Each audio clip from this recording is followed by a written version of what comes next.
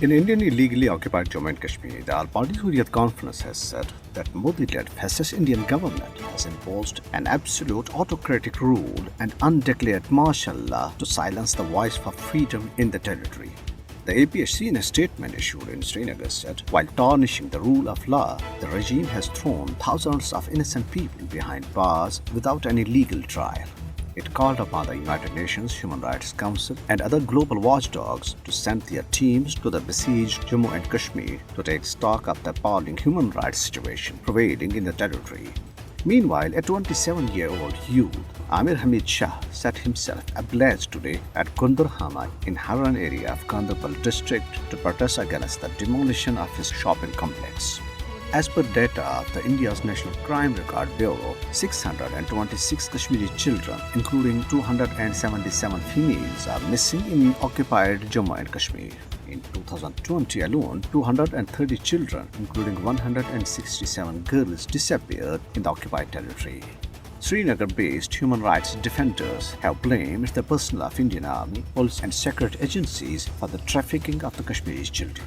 After Karnataka, now over 200 colleges affiliated with the Indian universities in Punjab and Haryana have also started profiling Kashmiri students. Hundreds of Kashmiri students studying in different colleges of the two Indian states are directed by the agencies to provide their personal details, including permanent addresses, cell numbers, and emails. Hindutva terrorists attacked houses and properties belonging to the Muslims in Shivamogga town of India's Karnataka state, while police remained mute spectators during the attacks. Tension prevails in the state after the murder of Bajrang Dal member, possibly by the Hindutva terrorists, to evoke anti-Muslim violence. The United Nations experts have expressed serious concern over the misogynistic and sectarian attacks online against independent investigative journalist and women's rights defender Rana Ayub by the far-right Hindu nationalist groups and called for an immediate end to the uncalled-for judicial harassment to her. The two UN experts, Mr. Arina Khan and Ms. Mary Lawler, said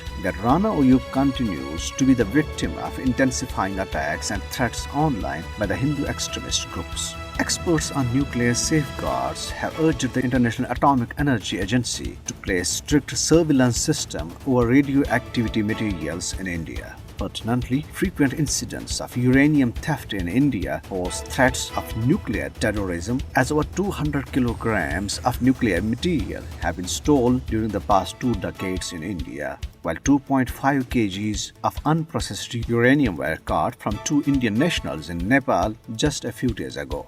The Modi government on Tuesday extended by 2 months the tenure of the Delimitation Commission constituted to grant more seats to Hindu-dominated Jammu and install a Hindu chief minister on the pretext of redrawing the assembly constituencies in the occupied territory.